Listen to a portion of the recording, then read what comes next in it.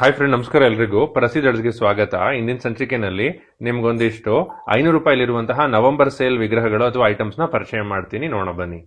So 500 rupees range ಅಲ್ಲಿ ನಿಮ್ಗೊಂದಿಷ್ಟು ಸಣ್ಣ ಸಣ್ಣ ವಿಗ್ರಹಗಳಿದೆ. ಇದರಲ್ಲಿ ಮೊದಲನೇದಾಗಿ ಗರುಡ ವಾಹನ ನಿಂತಿರುವಂತದ್ದು ಅಂಜಲಿ ಮುದ್ರೆಯಲ್ಲಿ, ಮತ್ತೆ ಹನುಮಂತನ ಒಂದು ವಿಗ್ರಹ, ಮತ್ತೆ ಸಣ್ಣ ಸಣ್ಣ ಕೂರ್ಮ ಆರತಿ, ಮಕರ ಆರತಿ ಇದೆ, ಮತ್ತೆ ಒಂದು ವಿಂಟೇಜ್ ಪಳನಿ ಮುರುಘ ವಿಗ್ರಹ, ಮತ್ತೆ ಇದನ್ನ ಬಲಿಕಲ್ಲು ಅಂತ ಕರೀತಾರೆ, ಮತ್ತೆ ಅಲಂಕೃತವಾಗಿ ಕೂಡ ಉಪಯೋಗಿಸ್ಕೋಬಹುದು. ಕೆಲವರು ದೀಪ ಎಲ್ಲ ಇಡ್ತಾರೆ. ಇದರಲ್ಲೂ ಕೂಡ 2 ಮಾಡೆಲ್ ಇದೆ ಬಲಿಕಲ್ಗಳಲ್ಲಿ. ನೋಡಿ, ಇದನ್ನ ಕಮಲದ ಬೇಸ್ ಅಂತ ಕರೀತಾರೆ. ಇದ್ರ ಮೇಲೆಲ್ಲ ದೀಪ ಇಟ್ಟು ಅಲಂಕಾರಕ್ಕೆ ಬಳಸ್ಕೋಬಹುದು.